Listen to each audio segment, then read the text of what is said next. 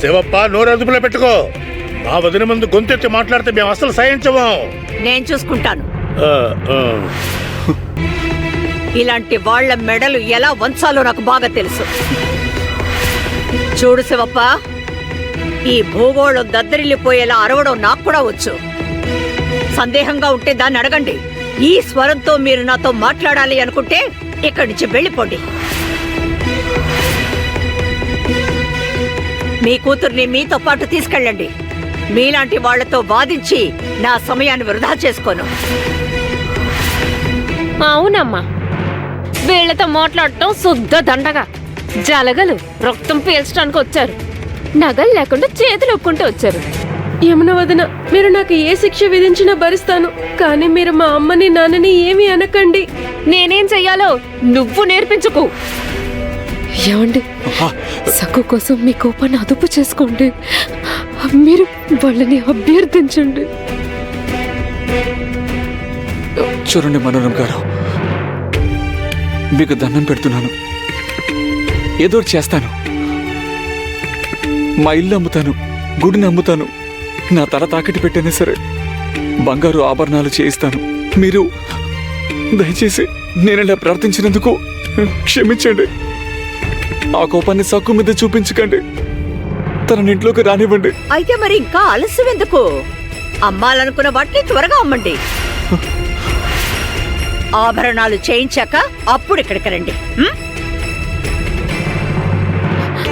ఏమండి, ఆభరణాలు చేయించడానికి కొంత సమయం పడుతుందండి. మేము నగలు చేయించడానికి ప్రయత్నిస్తున్నాము. అప్పటి వరకు మీ ఇంట్లో అన్ని పనులు పని మనిషిలాగా నేనే చేస్తానండి. మీరు మా సకుని ఇంట్లోకి రానివ్వండి. మీలాంటి మోసగాళ్ళు అబద్ధాల పుట్టలు చెప్పే మాటల్ని నేను కల్లో కూడా నమ్మను. ఆభరణాలు చేయించి తీసుకురండి. ఏం చేయాలో అప్పుడు ఆలోచిస్తాను. భిక్షం అడుగుతోంది. వీళ్ళింతే, అందితే జుట్టు అందకపోతే కాళ్ళు పట్టుకునే రకం మోసగాళ్ళు. కుక్కలు ఏం చేస్తాయి? భయపడితే మీదకు దూకుతాయి, కానీ ధైర్యంగా తిరగబడితే తోక ఊపుతూ ప్రేమను చూపిస్తుంది. వీళ్ళు ఆ కోవకు చెందిన వాళ్లే. ఇందాక పులిలా మీదకు వచ్చి గర్జించాడు, ఇప్పుడు పిల్లిలాగా మియావ్ అంటున్నాడు. బలి బలి బలి, అందరూ మనోరమని బాగా రెచ్చగొడుతున్నారు. అగ్గిలో ఆజ్యం పోస్తున్నారు. పొయ్యండి పొయ్యండి, బగబగా మండాలి. నాకు కావాల్సింది అదే. ఆఖరిసారి చెప్తున్నాను, ముందు మీరు ఆభరణాలు తీసుకొచ్చి ఇవ్వండి. ఆ తర్వాత సక్కుని ఇంట్లోకి రానివ్వడం గురించి మాట్లాడుకుందాం. ఈ కళ్ళబొల్లి ఏడుపుల వల్ల ఎలాంటి లాభం ఉండదు.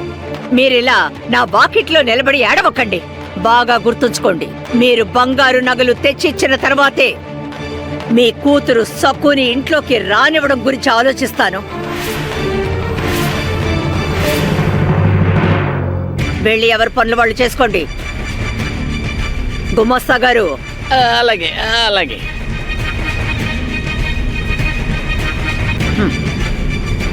మనోరం గారు,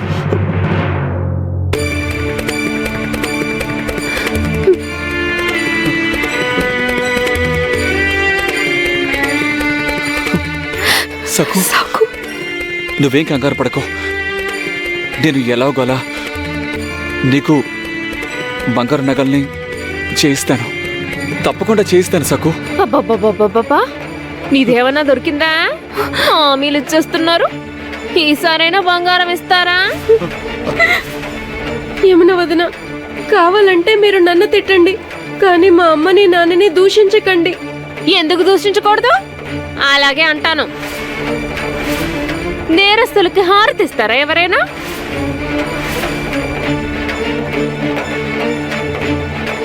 నాన్నగారు, నాన్నగారు, ముందు మీరు బయలుదేరండి. మీరు అవమానాల పాలవడం నేను చూడలేను.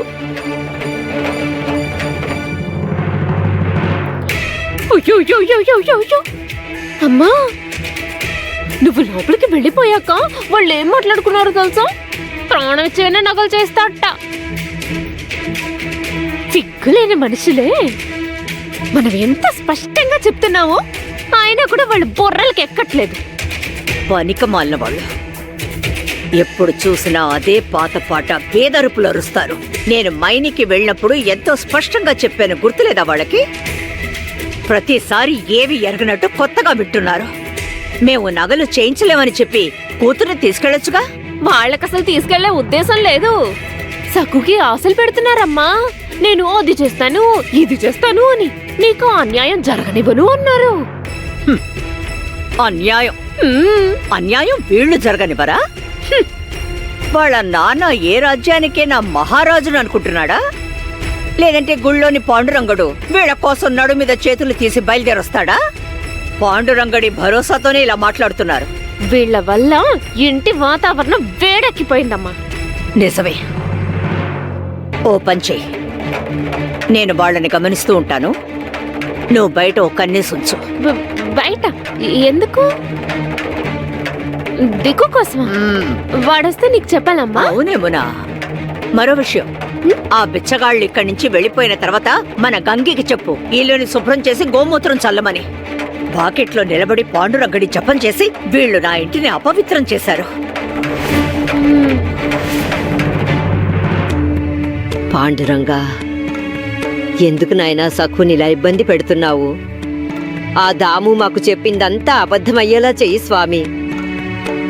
ఆభరణాల గురించి తెలిసినప్పటి నుంచి నా మనసు గందరగోళంగా ఉంది.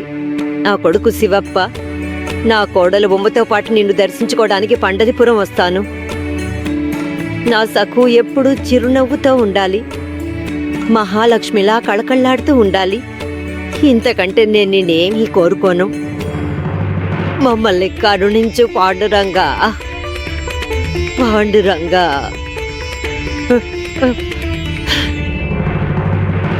సఖు, పాండురంగుడు నీకు తోడుగా ఉన్నాడు కదా? సక్కు, పాండు నీకిచ్చిన పాండురంగడి విగ్రహం ఉంది కదా, ఎక్కడ దాచావు? వాళ్ళు కనీసం నిన్నైనా పాండురంగడికి పూజ చేయనిస్తున్నారా? మర్చిపోండి.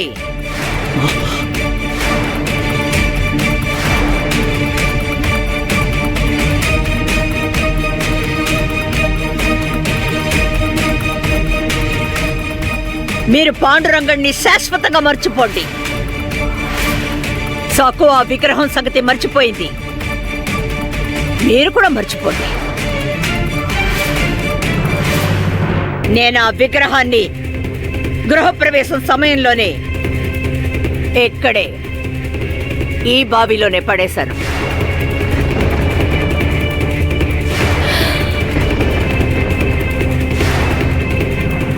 మునిగిపోయాడు.